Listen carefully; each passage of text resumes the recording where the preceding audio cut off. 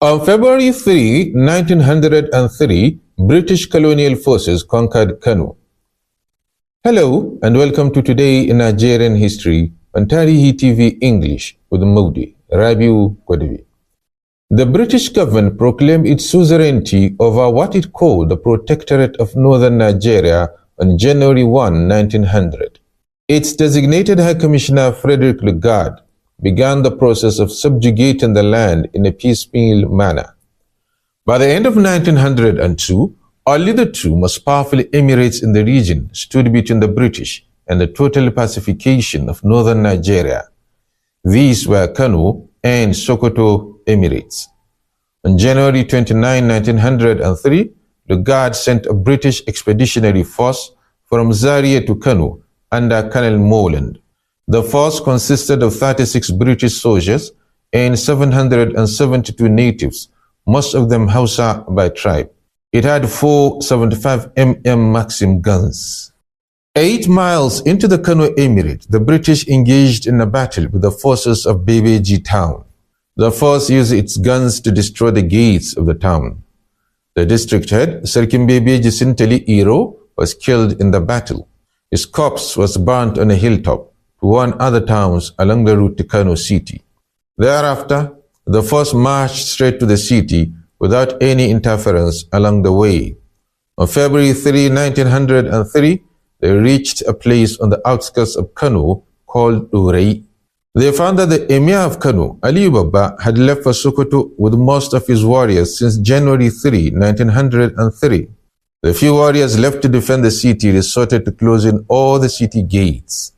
The British started shelling the Dukawiya Gate, but failed to breach it. They therefore moved to Kabuga Gate, where they succeeded in breaking and entering.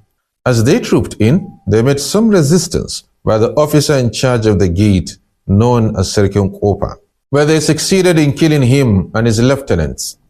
Subsequently, the force divided into two, one approaching the Emir's palace from its southern gate, while the other approached from the north. As they marched, the ordinary citizens of Kano became mere onlookers and did not threaten them at all. But when they reached the Emir's palace, they met with a fierce resistance. After a brief battle, the British killed Sarkin Shanu Dangwari and entered the palace. However, Kano Monen was wounded with a sword. On the day that Kano fell to the British, the Emir Ali Baba was on his way back from Sokoto. When the story reached him, he disguised himself as a Tuareg and escaped in the middle of the night with a few of his trusted aides on a mission to migrate to the holy city of Mecca. The next morning, the Kano contingent under the Waziri Ahmadu continued their homeward journey. However, they met and fought with the British force around Kotorkwashi in present-day Zamfara state. Waziri Ahmadu was killed in the confrontation. The ramp of the contingent moved on to Kano under the leadership of Wambai Abbas.